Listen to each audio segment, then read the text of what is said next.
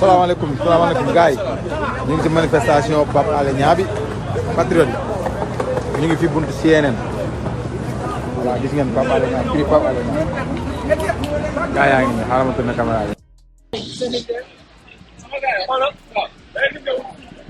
dem leen ne leen ma jël leen direct yi acca.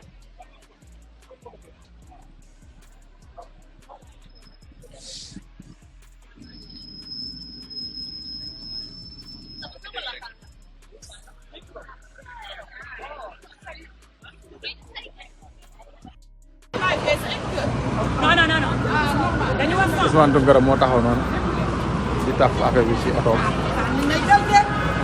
non jëluma la yow kenn jëlu la non jëluñ la xam maam Thierno nga koy jël Ousmane moo nekk noonu di ngeen ko ak ñaari patriote am yaa ngi direct bi yow ngay tawal rek ko ci gars yi Ousmane a ngi noonu gis ngeen ko maam Thierno moo taxaw nii yes patriote. maam Thierno ngi ne patriote mag bi première heure. Cheikh non yow moom kenn du yow. parce que Pape Thierno ngi noonu. ah Cheikh yow kenn du yow patriote première heure.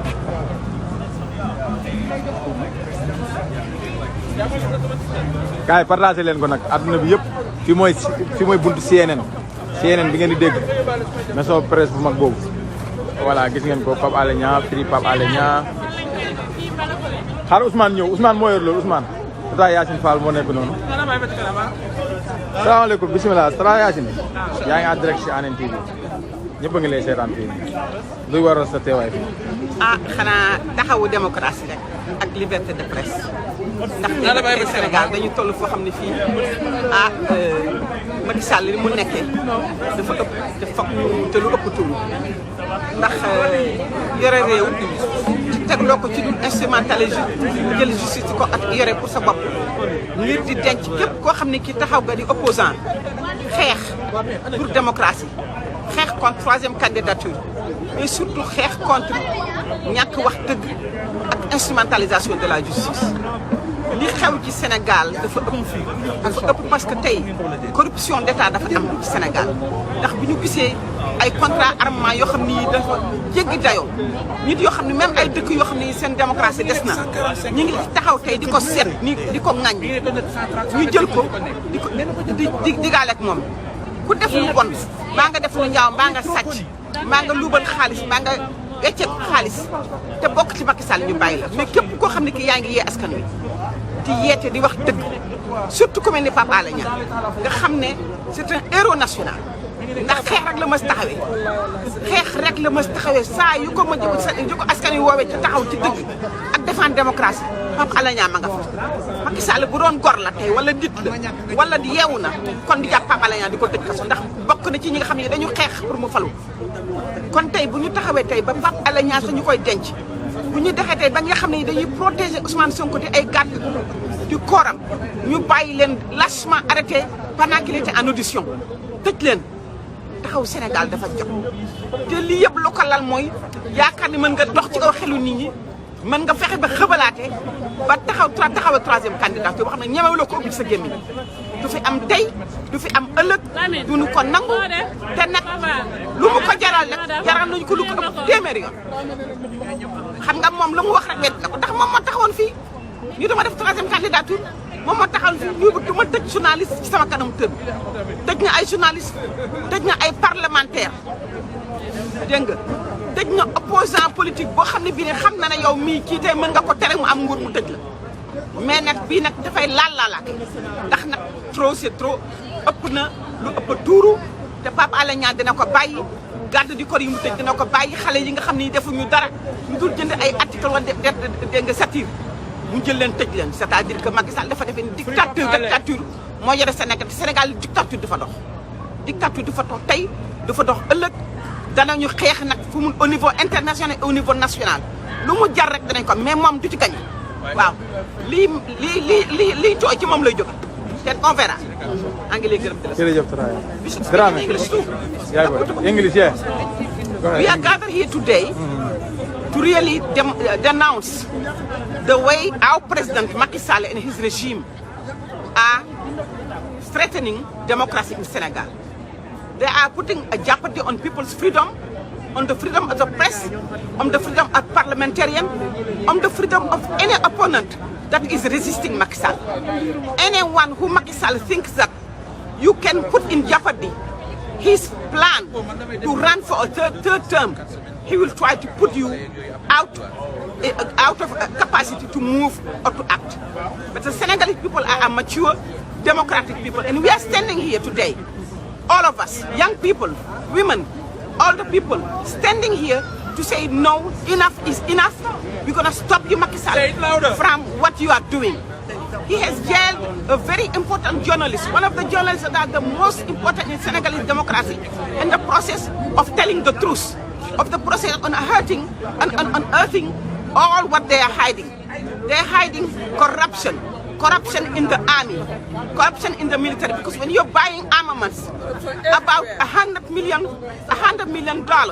in armament, without following due process, and buying it from people who are very shady people who have been thrown away from their own countries. He is corrupting the justice system, because he is using the justice system every time to try to put in jail his opponents, to try to in jail journalists, to fight with the members of parliament, and young people who are just using the internet to joke. This is unacceptable. Senegalese people are saying no. We are not letting you, Macky Sall, come and force us on a third term. Your time is over. Your time is over. It's time to go in peace or in confrontation. We will resist. We will resist, all of us. He has not 1 inch of the Senegalese people with him. The whole country is against him because we are for democracy and social justice. We are in a situation in Senegal of hard economic hardship. This is a country among the 25th poorest country in Africa, in the world. Among the 25th poorest country in the world, and the government is buying armament for about $100 million in a very shady condition. And this is why he's jailing a journalist, a very important person that has fought for democracy, that fought for him when it's time for him to be elected. So this is why we are standing in the country, in Senegal, and internationally, everywhere in the world, to say we want the world to listen, we want the world to be aware. There are lies being told about leaders, like our president, our leader Ousmane Sonko. There are lies to be told about journalists that are doing their job, that are doing investigation to inform the people what is happening in terms of corruption of the judicial system, corruption in terms of the government, and corruption is stealing our money to give it to corporations. So we would like to say enough is enough. It's time for us to act. It's time for us to resist. It is our right. Thank you very much. ma ñëwoon tey waaw ñu ne fan yii daal dégg ko moom daal daal macha allah su waxee rek xol yi féex ah. Français bi Tata Yacine. Nous sommes ici aujourd'hui à New York City, au centre de New York City, pour montrer notre mécontentement, mais surtout pour résister par rapport au projet de Macky Sall de se présenter pour une troisième candidature. Et avec ce projet, Macky Sall est en train d'utiliser toutes sortes de solutions, toutes sortes de moyens pour empêcher aux journalistes d'investigation, Pape Alé Niang, à d'autres de pouvoir s'exprimer. Il y a aujourd'hui une corruption d'État, il y a aujourd'hui une injustice d'État au Sénégal. Et aujourd'hui, non seulement Pape Alé Niang est en prison, mais des gardes du corps du président Ousmane Sonko, qui est l'opposant le plus important du Sénégal aujourd'hui, et qui, on sait que c'est juste, tout le processus est transparent et clair, pourrait être président du Sénégal en 2024. Il est en train de tout faire pour l'empêcher de travailler, l'empêcher d'agir, l'empêcher de s'opposer. Mais aussi, Macky Sall a mis en prison pour la première fois des parlementaires, des députés, qu'il a mis en prison juste parce qu'ils ont eu le courage de résister et de dire non.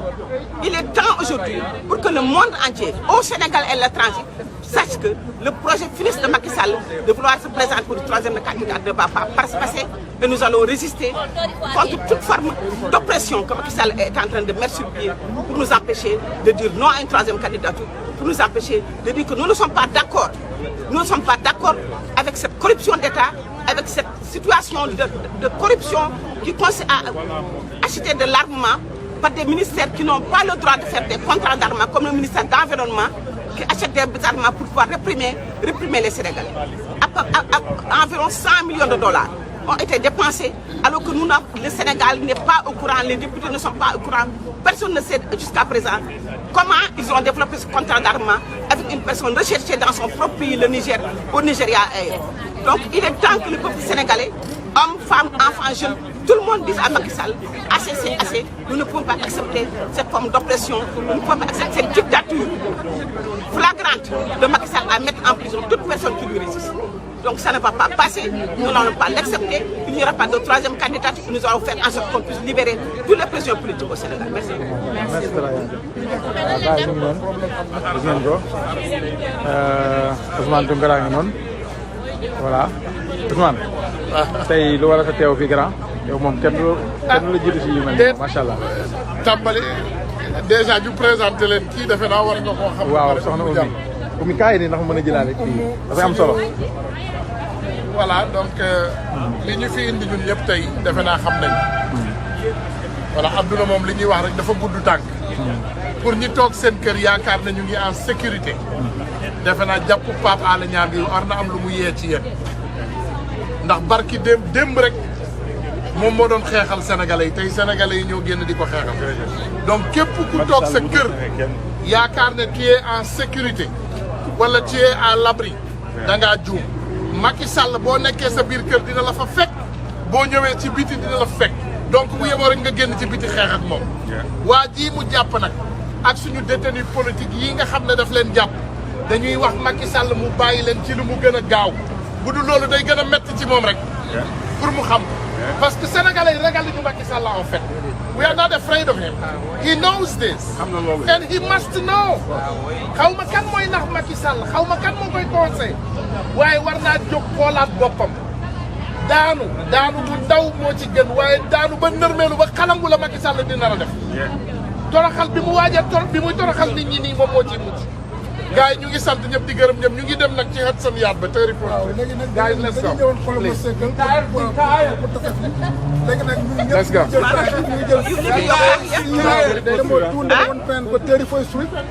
gis ngeen ko message bi ñu noonu gars yi ñu ngi tuxu aju si kaw jéem a xool dem tëri something si kaw après dañ leen wax adresse bi voilà Dramé na bëggoon naa ko jël quoi moom mooy coordinateur Pastef USA kon gars yi si kanam ñu indiwaat leen defaat beneen live incha allah dañuy dem si buntu gars yi let's go please 34 ak 8 let's go come on West Borso 34 and 8